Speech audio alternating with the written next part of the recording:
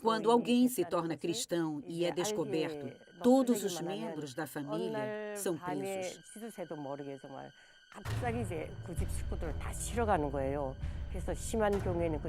Em casos mais graves, isso envolve até parentes distantes.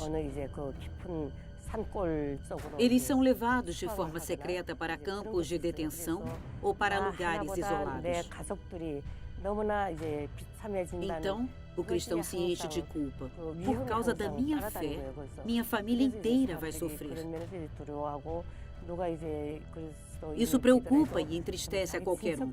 Por isso, tentamos manter a nossa fé em segredo.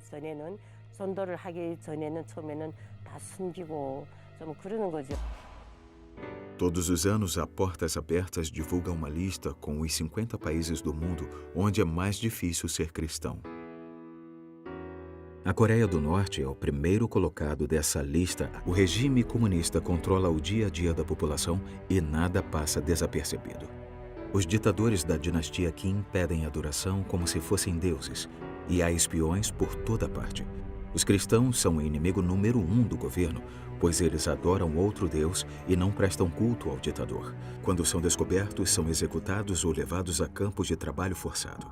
Para o mundo, o governo se esforça para parecer perfeito, mas por trás disso está a verdadeira face da Coreia do Norte. Hae-yu é uma norte-coreana que viveu no país quase toda a sua vida. Por razões de segurança, ela não pode mostrar o rosto. Seu nome verdadeiro e o lugar onde ela vive hoje também não podem ser revelados. Neste primeiro episódio, ela nos conta sobre a experiência na ditadura comunista e o perigo constante que os cristãos enfrentam todos os dias.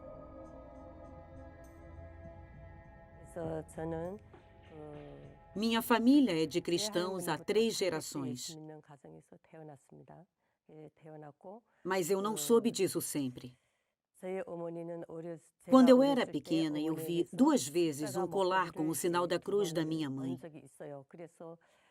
Eu fiquei curiosa e perguntei por que a pessoa na cruz precisava morrer de uma forma tão cruel.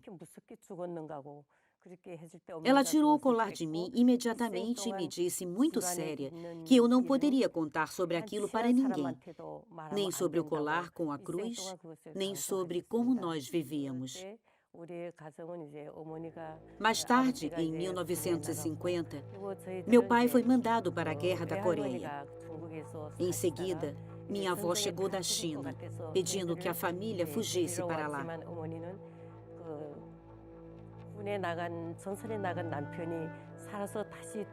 Mas minha mãe queria ficar e esperar pelo marido. Então, minha irmã e eu fomos com nossa avó.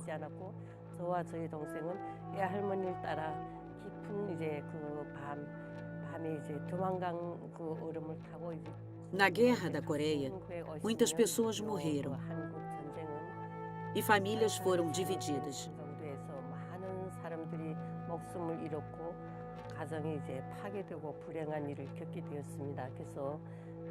Eu vi pessoas mortas na rua e crianças pequenas sentadas ao lado do corpo da mãe, chorando de fome. Quando lembro disso, ainda hoje estremeço. Uma única pessoa, o ditador Kim Il-sung, por meio de uma decisão errada, matou muitas pessoas e destruiu várias famílias. Quando a Guerra da Coreia do Norte começou, eu tinha 7 anos de idade. Na China, frequentei a escola por 7 anos. Mas em 1958, nós voltamos para a Coreia do Norte.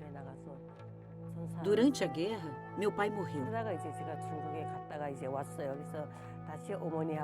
E nós voltamos a morar com a nossa mãe.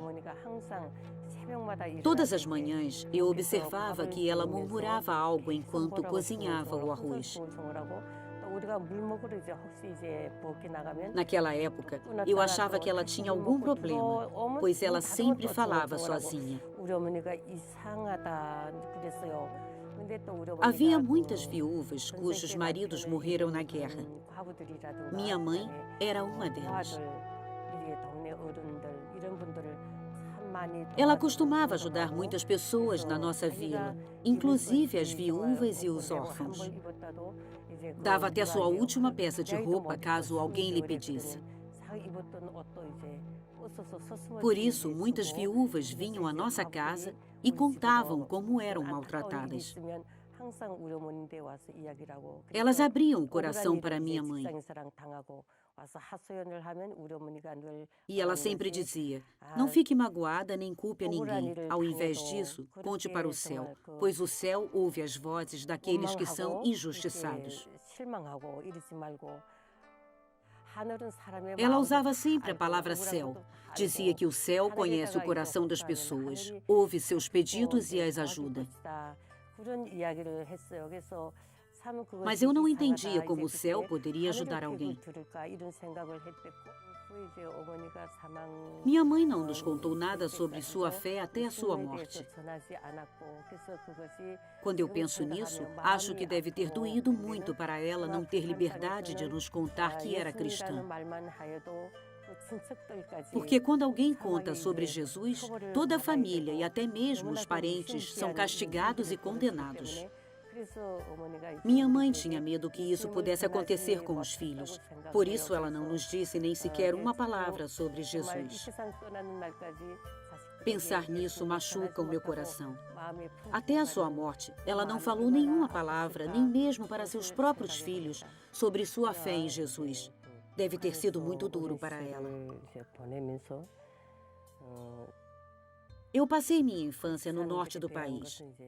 Fora da escola, eu nunca tinha ouvido falar nada sobre os cristãos.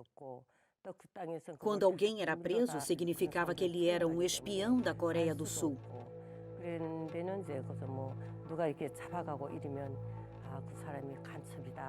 Na escola, as crianças aprendem que as piores pessoas do mundo são os pastores e missionários. Diziam que são como lobos em pele de cordeiro.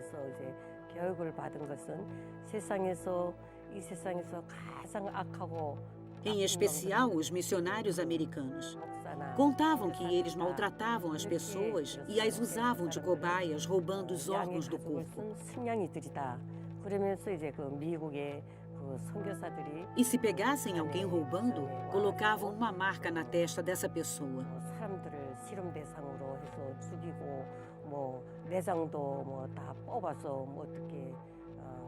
Naquela época, eu aprendi que os cristãos eram pessoas muito ruins.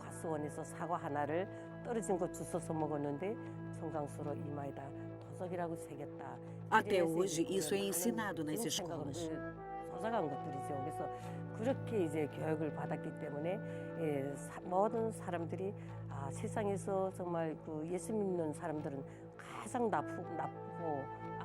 A educação e a cultura têm muita influência nas crianças.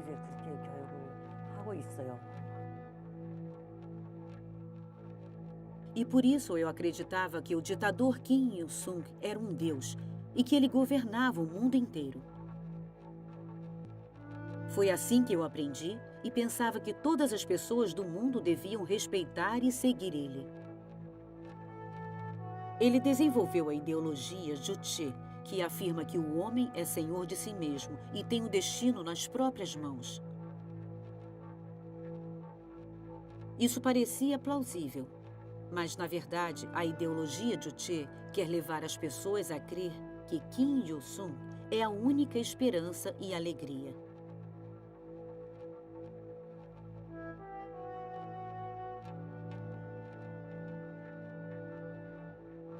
Assim, o destino de toda a nação dependeria dele.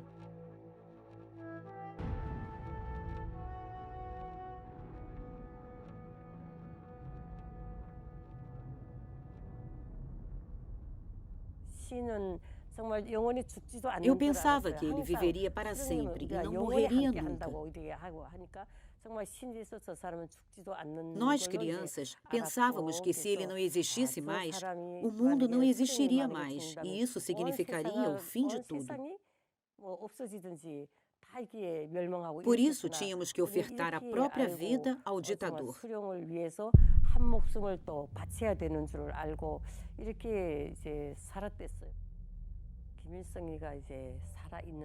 Antes da morte de Kim Il-sung, ainda tínhamos todos os dias porções de alimento.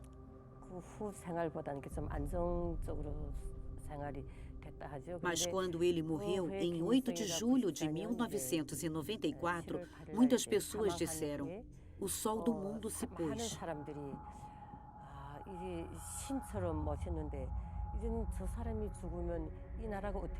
Então a situação piorou muito. As refeições diárias passaram a ser cada vez menores até que deixaram de ser distribuídas. Por essa razão, muitos não conseguiam mais alimentar os filhos e os abandonavam na rua.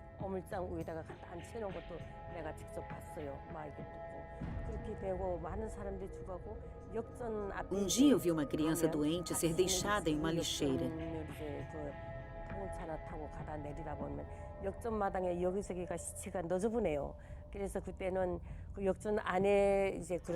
Perto da estação de trem, sempre encontrávamos corpos largados. Em toda parte havia morte. Víamos cadáveres em todos os lugares.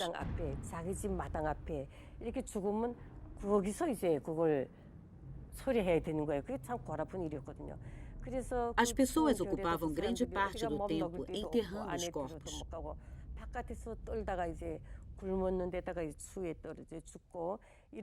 A primeira notícia do dia era sempre sobre a morte do pai, da mãe ou da filha de alguém que havia morrido durante a noite.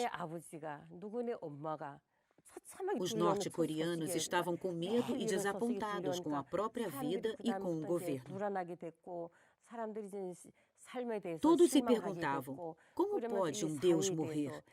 E então eles descobriram que o ditador Kim Il-sung não era um Deus.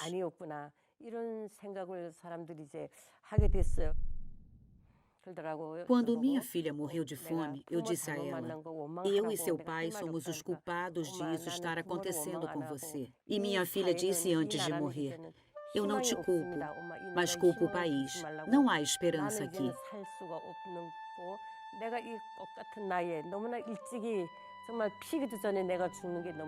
E não morra de fome como eu. Vá embora deste lugar sem futuro. Essas foram suas últimas palavras.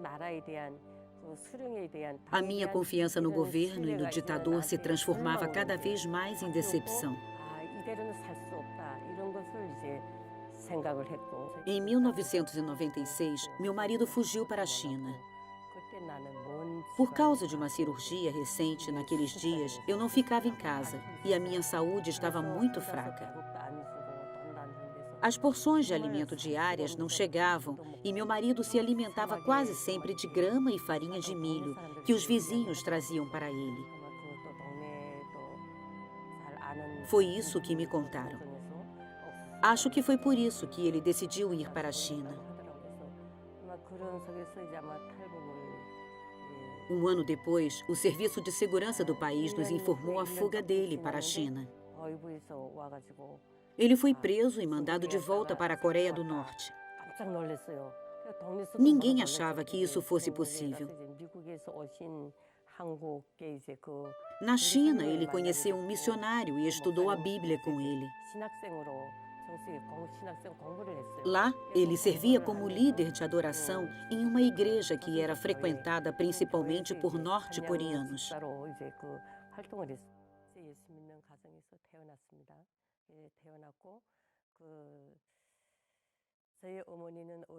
Mas um colega da igreja o denunciou para a polícia chinesa e ele foi preso antes de ser mandado de volta para a Coreia do Norte.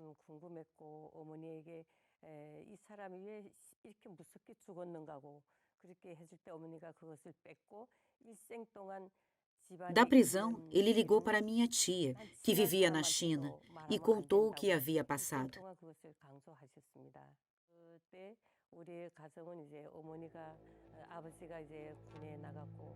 Foi assim que, mais tarde, nós descobrimos o que tinha acontecido com ele.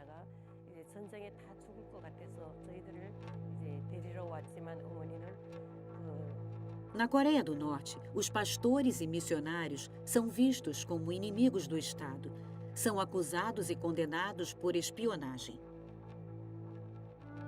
Porque o meu marido esteve como missionário, ele foi torturado e obrigado a confessar qual era a missão dele como espião sul-coreano.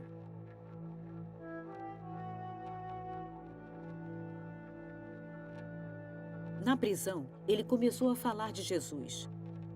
Ele dividia a comida com os presos, mesmo a porção não sendo suficiente nem para ele. As crianças o visitaram uma vez.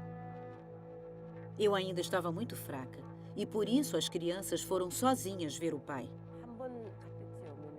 A comida que ele recebeu foi aberta em uma mesa e distribuída.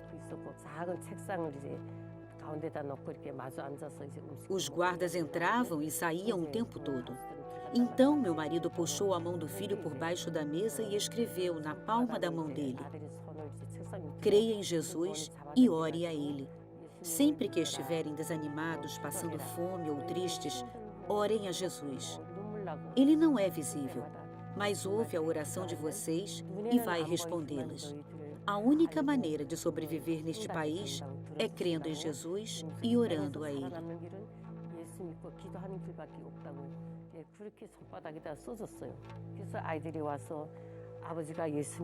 As crianças chegaram em casa e compartilharam que a fé em Jesus não era superstição e que o pai deles acreditava em Jesus. Eles disseram: queremos acreditar também.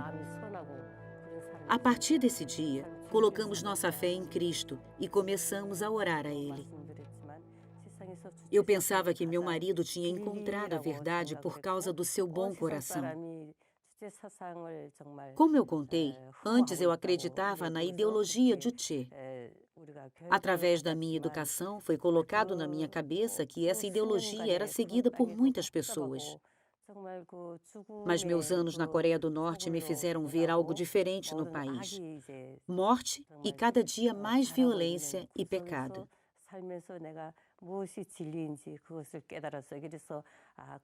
Eu reconheci o que é a verdade. A fé do meu marido me ajudou a enxergar isso.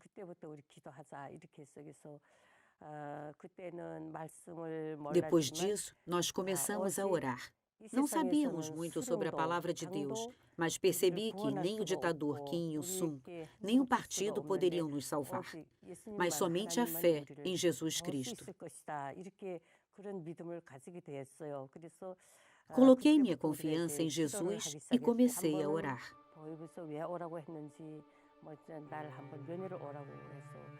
Um dia, o Serviço de Segurança do governo pediu que eu visitasse meu marido.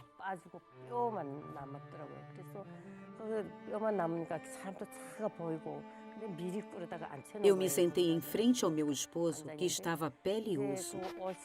Sua roupa estava esfarrapada e com sinais de sangue, talvez por estar sendo torturado.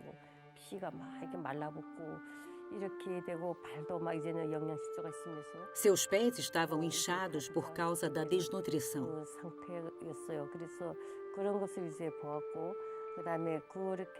Nesse dia, havia homens importantes que foram mandados pelo Serviço de Segurança do governo para nos examinar. Por isso, eu não pude dizer nenhuma palavra a ele. Eu apenas chorei até o momento em que saí da cela.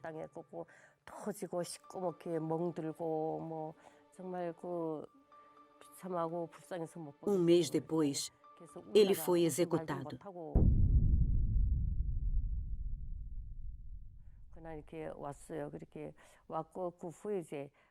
Eu tomei a decisão de continuar o serviço a Deus que ele começou. Também fugi da Coreia do Norte. E ainda hoje, vivo com o propósito de servir ao Senhor. Para Rei Yu, fugir foi a única opção para sair do país onde não encontrava esperança. Mas essas tentativas de fuga, a princípio, não a levaram à liberdade. Ela foi descoberta e mandada de volta à Coreia do Norte. Lá, como castigo, ela enfrentou dias de dor e tortura. O testemunho de Rei Yu sobre seu tempo no campo de trabalho forçado e na prisão está no próximo vídeo da série Faces da Perseguição. Saiba como Deus a sustentou nesse tempo. Jesus Cristo diz: Não tenha medo do que você está prestes a sofrer. Saibam que o diabo lançará alguns de vocês na prisão para prová-los, e vocês sofrerão perseguição durante 10 dias.